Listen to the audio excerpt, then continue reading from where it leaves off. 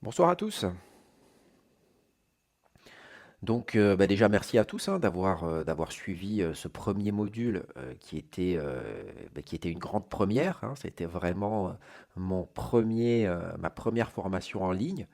Comme vous le savez, j'ai déjà animé des formations en présentiel, hein. J'avais déjà fait à peu près, on avait fait 8 ans, hein, j'ai accompagné deux groupes sur 4 ans chacun. Non, on avait fait quoi? On avait fait non, 6-7 ans.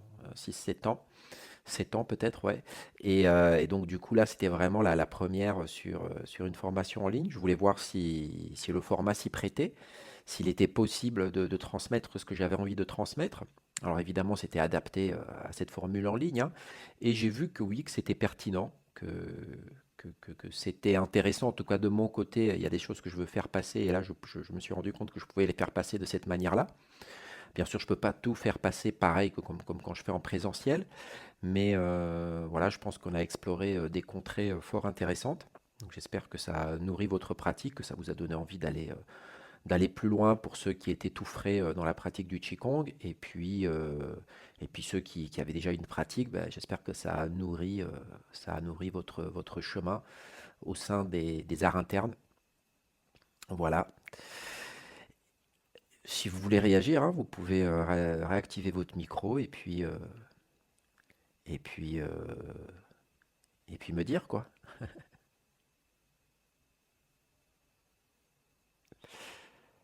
En tout cas, voilà. Pour la suite, eh bien, du coup, comme je disais, je vais proposer un second module. C'était un peu le plan au début, hein, c'est-à-dire poser les bases au travers les racines du Qigong. Pourquoi? Pour qu'on soit tous sur la même. Merci Laurent. Pour qu'on soit tous sur la même tonalité. Et puis à partir de là, bah, pouvoir proposer d'autres choses aux personnes qui auront suivi ce premier module. Voilà, c'est vraiment un prérequis hein, pour pouvoir aller plus loin, pour ceux qui ont envie d'aller plus loin. Alors évidemment, bien sûr, en ligne, je suis limité sur certains facteurs dans la transmission. Donc il y a certaines choses que je transmets en présentiel qui ne me sera pas possible de transmettre en ligne, puisque ça nécessite un contact, ça nécessite vraiment une présence, et il y a tout un tas de choses qui ne passent pas par le verbal, mais qui passent vraiment par le corporel, puis par le corporel proche. Donc il faut que les gens puissent voir vraiment ce qui se passe au niveau de mon corps, que moi je puisse voir ce qui se passe au niveau de leur corps. Ça peut passer par le toucher. Ben, je peux prendre les mains d'une personne, puis la poser à un endroit du corps pour leur faire sentir ce qui s'y passe et ce que j'entends par ce que je suis en train de dire, puisqu'il y a énormément de choses au niveau de la transmission interne qui passent par des images, par des paraboles. Voilà, vous l'avez déjà peut-être vu un tout petit peu lors de notre voyage. Il y a tout un tas de choses qui sont un peu, j'allais dire, qui sont pas de l'ordre technique, où on ne peut pas dire fléchis à 30 degrés au niveau des genoux, à 40 degrés au niveau des hanches, lève le bras là et fais ceci. Ça marche pas du tout comme ça pour, en tout cas, l'aspect interne, même si évidemment il y a des composantes structurelles. Mais ces composantes structurelles sont un peu moins formelles. Et là, il faut vraiment pouvoir un tout petit peu toucher. Alors j'ai déjà idée qu'il y a certaines choses dans ce travail interne que je pourrais amener en ligne et d'autres que je pourrais pas. Voilà. Mais en tout cas, il y a certaines choses que je pense qui seront possibles à passer en ligne, c'est-à-dire un peu dans la même idée, c'est-à-dire vous donner des bases, des directions, des outils, le plus d'éléments de compréhension de comment votre corps va vibrer, j'allais dire, va répondre, comment il va traduire ça physiquement, le message que je transmets, que je lui transmettrai, ou la mélodie que je lui proposerai de jouer. Et donc, je pense que c'est possible pour une partie de l'enseignement. En tout cas, dans le module là que je vais proposer à la suite des racines du Qigong et qui s'appelle, je l'ai appelé les secrets du Qigong. Alors les secrets, pourquoi? Pas tant dans les secrets que c'est quelque chose, je ne sais pas, qui a été transmis par un maître taoïste reclus sur sa montagne et qui n'est transmis qu'à un petit nombre. Pas dans ce sens-là, mais dans le sens secret, c'est-à-dire interne. Voilà, c'est ça que j'entends moi par secret, c'est-à-dire c'est ce qui est derrière la porte en fait. Voilà. Donc, Cette porte, évidemment, il faut qu'on vous l'ouvre d'une certaine part, mais en même temps, voilà, c'est aussi, il faut avoir la clé pour l'ouvrir, quoi. Et pour moi, les racines du Qigong, c'est la clé qui permet d'ouvrir cette porte. Et ensuite, évidemment, on vous invite à rentrer à l'intérieur. Donc, c'est quelque chose pour moi qui est dans le cercle plus interne. Et c'est ça que j'entends par secret. Alors, évidemment, il y a aussi dans ce côté secret l'idée qu'il y a certaines choses que, voilà, qui sont propres à ma transmission, à la transmission que j'ai reçue et qui sont vraiment propres à mon enseignement et qu'on ne va pas retrouver dans d'autres courants du Qigong, dans d'autres écoles du Qigong. Mais finalement, c'était déjà un peu le cas pour les racines du Qigong, où il y a énormément d'éléments, même de l'ordre théorique, que j'ai amenés qui étaient vraiment propres à la transmission que j'ai reçue et que je vous retrouverai pas partout. Donc j'en reviens aux secrets du Qigong. Les secrets du Qigong, donc voilà, c'est tout ça qu'il y a derrière cette idée de secret, c'est d'aller un peu plus à l'intérieur, de transmettre aussi des choses qui sont un peu plus intimes, effectivement, que vous ne retrouverez pas partout, que vous retrouverez très très peu. Et ces secrets du Qigong, je vais faire plusieurs modules. Voilà.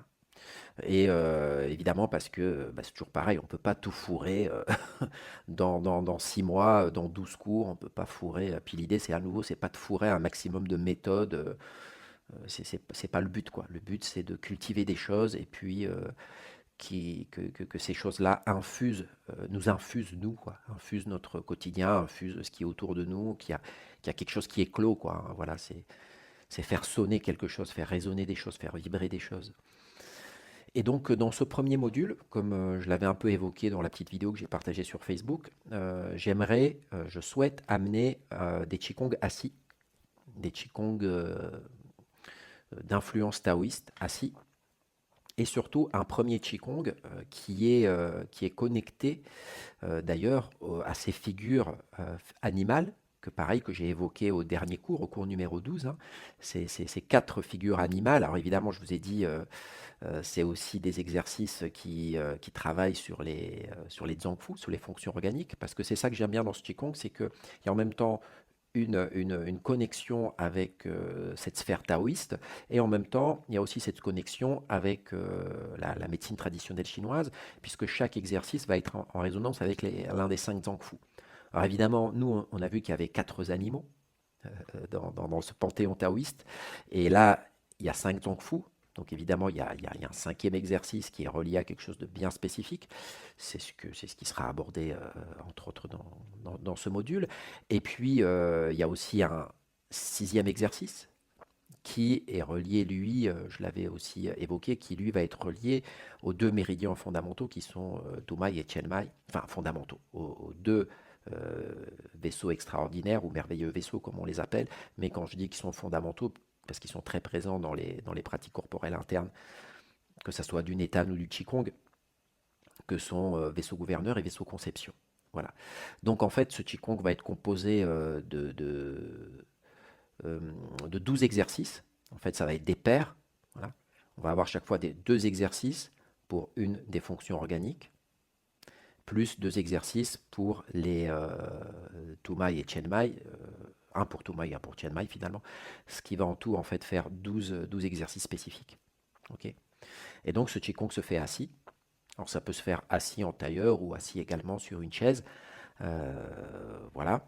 Après, effectivement, il y a un exercice, voilà, il y a certains exercices qui peuvent se faire sur chaise, mais à ce moment-là, il faudra adapter, il faudra prendre aussi un tabouret, un deuxième tabouret, parce qu'il faut prendre appui aussi avec les mains, enfin bref, mais c'est faisable aussi sur chaise. Donc voilà, donc ceux qui ont de la difficulté pour s'asseoir en tailleur, ça peut être adapté pour être pratiqué sur des tabourets ou sur des chaises, voilà. Et voilà, donc c'est ce Qigong-là que j'aimerais aborder.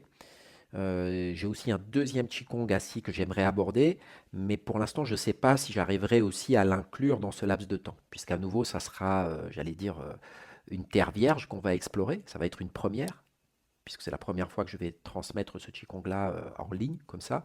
Je l'ai déjà transmis à mes élèves sur les 2 les deux groupes, les deux promos que j'ai amenés en formation présentielle. Il n'y a que là que je l'ai transmis d'ailleurs. Et je ne le transmettais pas en cours hebdomadaire parce que, à nouveau, c'est une pratique complexe dans le sens où elle nécessite une base de compréhension théorique et aussi des bases, des mises en place posturales. Parce que même si vous avez travaillé debout et que là, il se travaille assis, les bases posturales qu'on a développées dans les racines du Qigong sont là, vous l'avez bien compris, pour ouvrir des portes et pour permettre aussi de cette libre circulation entre ciel et terre, entre le haut et le bas, que les choses passent. Parce que si elles ne passent pas et qu'on aborde ce type d'exercice-là, bah, ça peut engendrer tout un tas de blocages à l'intérieur du corps. Et c'est des exercices qui sont très puissants, très très puissants. Donc il faut absolument que les bases qui sont mises en place au niveau par exemple du Wuchi, parce que vous avez compris que le Wuchi, à nouveau, ce n'est qu'une forme pour travailler sur quelque chose à l'intérieur, pour permettre à quelque chose de se débloquer, de s'ouvrir, de se mettre en place, à permettre à quelque chose j'allais dire, d'éclore, mais en même temps, c'est vous vous souvenez, on avait parlé de l'homme, l'être humain, comme médiateur entre les souffles du ciel et de la terre, hein, dans cette trinité chinoise, ciel, homme, terre, être humain, homme, être humain. Hein. Et donc, effectivement, il faut que ça passe. Et vous avez vu toute l'importance de ce qui monte et ce qui descend, de ce mouvement ascendant et de ce mouvement descendant que nous avons ensuite retrouvé au travers de la terre, au travers de la rate, etc. C'était super intéressant ce lien avec la médecine chinoise. Et donc, finalement, Wu Chi, ça nous permet cette mise en place au travers également de l'ouverture des hanches, puisque c'est indissociable ce travail des hanches à l'intérieur, au travers également de ce centre qui émerge. Ok.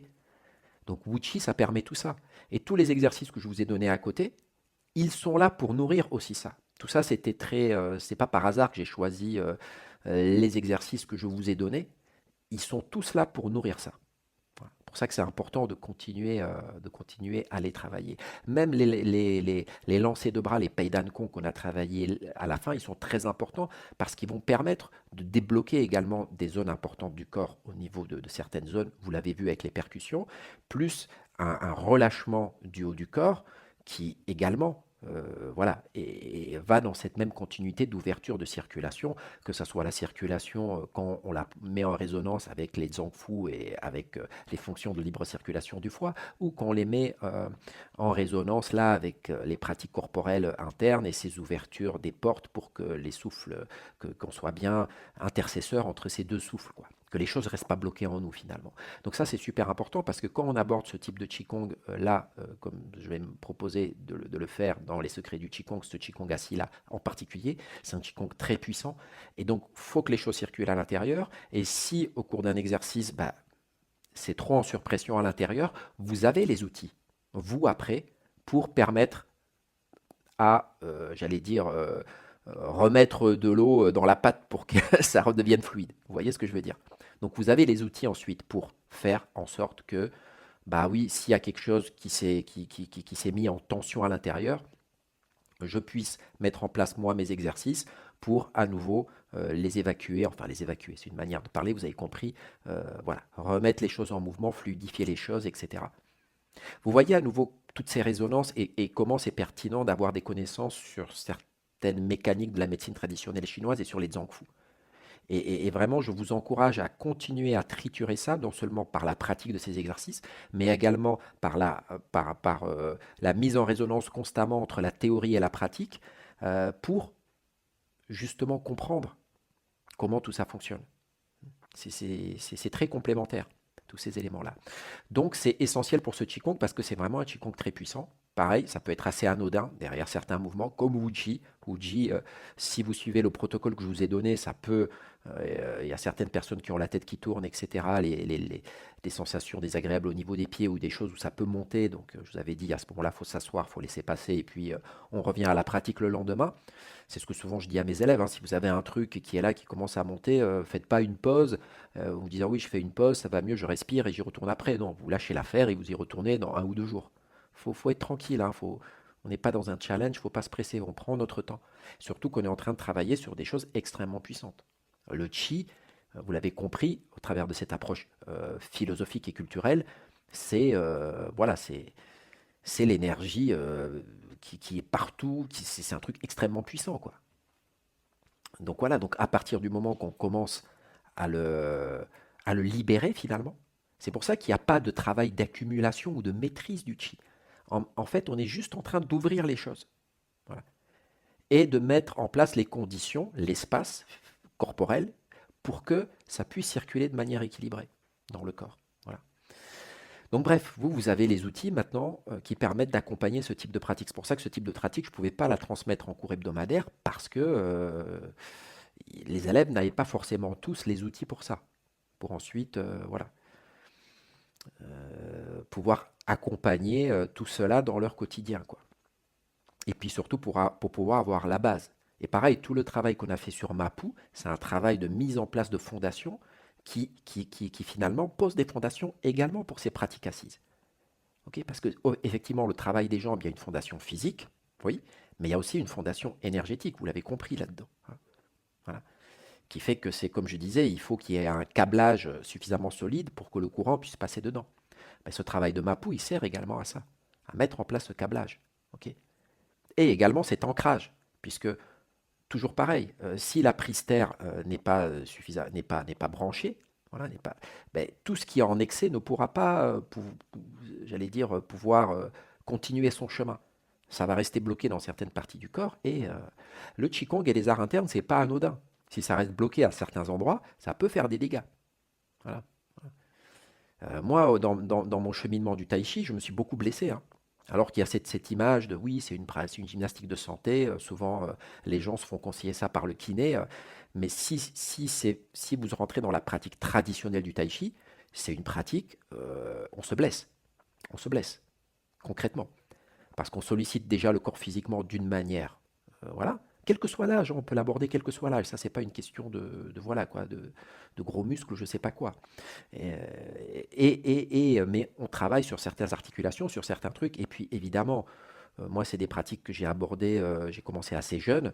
Donc, bah, on y va avec un esprit conquérant, quoi, à se dire, voilà, tac, tac. Et c'est là où on se fait mal. Parce que on veut faire passer des choses à des endroits où le corps n'est pas encore prêt, tout simplement. Et c'est pas parce qu'on a le bagage physique et corporel que à l'intérieur, c'est mis en place. Et donc moi, je me suis blessé comme ça dans certaines parties de mon corps parce que bah, c'est comme un courant d'eau qui arrive et qui va taper sur quelque chose, bah, ça passe pas. Et à force de taper, bah, il fait un peu des dégâts autour.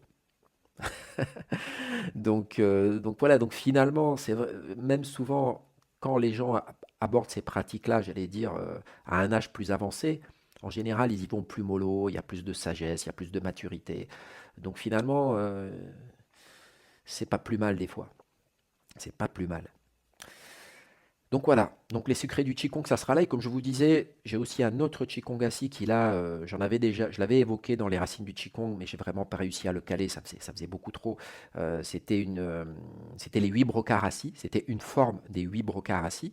Et je vous avais dit quand j'avais parlé, enfin je sais pas si je vous l'avais dit, mais quand j'avais parlé des pièces de brocart, qu'à la base, les brocards, les 8 pièces de brocart, c'était une pratique assise qui était une pratique préparatoire aux pratiques du Nettan, c'est-à-dire de l'alchimie interne. Donc dans certains courants taoïstes, c'était pratiqué pour préparer, c'était comme un échauffement, quoi, si vous voulez, pour pouvoir ensuite aborder des pratiques de l'alchimie interne. Donc ces 8 pièces de brocart, là pareil, j'ai pu apprendre dernièrement une forme très intéressante qui est vraiment en lien avec ce courant taoïste et ce travail de l'alchimie taoïste. Et je pensais peut-être l'amener dans les racines du Qigong, mais je me suis rendu compte que d'une part, j'avais pas le temps et d'autre part, c'était trop tôt et c'était pas adapté encore à ce module-là. Et donc, potentiellement, je l'emmènerai dans ces secrets du Qigong numéro 1. Voilà. Si à nouveau j'ai le temps et si ça s'y prête. Mais pour moi, le fondamental, c'était ce Qigong-là, composé de 12 exercices, qui est vraiment super, je trouve, que j'aime beaucoup. Voilà, et qui est très très puissant, qui est vraiment très très, très très, très fort. Mais il faut prendre le temps. Voilà. À nouveau, c'est un truc qu'il ne faut pas précipiter. Voilà, il faut y aller, il faut vraiment y aller mollo. Et ça, je vous invite à faire ça dans tout votre cheminement des arts internes. Parce que souvent, on a ce truc de se dire, bon, combien de temps il faut que je pratique? Allez, je vais pratiquer tant, tous les jours, etc. C'est vraiment pas de cette manière-là qu'il faut aborder les arts internes. C'est pour ça que l'une des mesures que je préfère, et c'est celle qu'on m'avait donnée, c'est combien de temps il faut, le temps nécessaire. Ça, c'est la meilleure réponse qu'on peut vous donner. Combien de temps il faut? Le temps nécessaire. Donc, ça implique votre bon sens, votre sagesse, votre écoute, votre patience, votre clarté sur vous-même.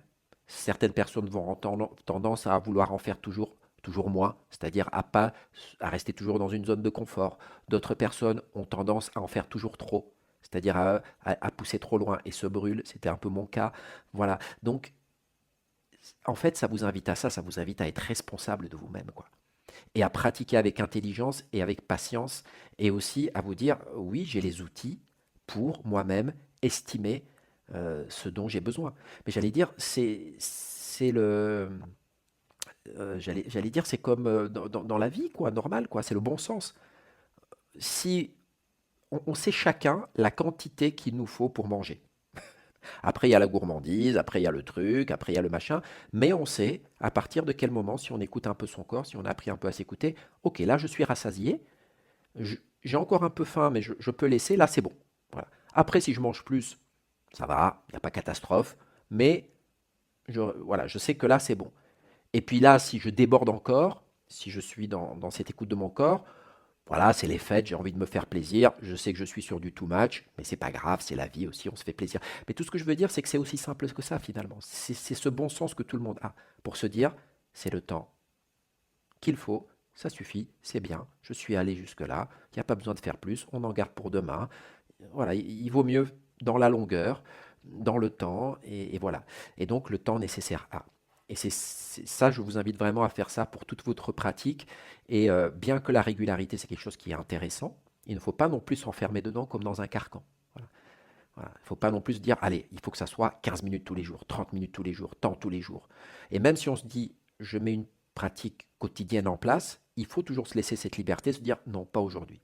Pourquoi? Parce que mon corps ou parce que la situation me dit que non, c'est pas aujourd'hui. J'écoute cette intuition et je laisse passer, c'est pas une catastrophe et il faut aussi se laisser ces respirations-là, puisque vous l'avez compris, en même temps, la circulation du souffle, elle nécessite un certain rythme, mais en même temps, à l'image de la musique, ce rythme, il n'est pas uniforme. Il y a des variations dans la mélodie et il faut être capable de suivre ces variations. Voilà. Tout ça, ça nous ramène à la seule chose qui ne change pas, c'est que tout change tout le temps. Le chi, le mouvement, la base, le dragon chinois. Voilà. Mais lui aussi, il a des changements. Toujours dans cette fluidité, dans cette souplesse. Voilà. Le tai chi, c'est quoi? C'est ça, finalement. C'est aussi ça. Mais le qigong aussi. Le qigong aussi. Voilà. Donc voilà.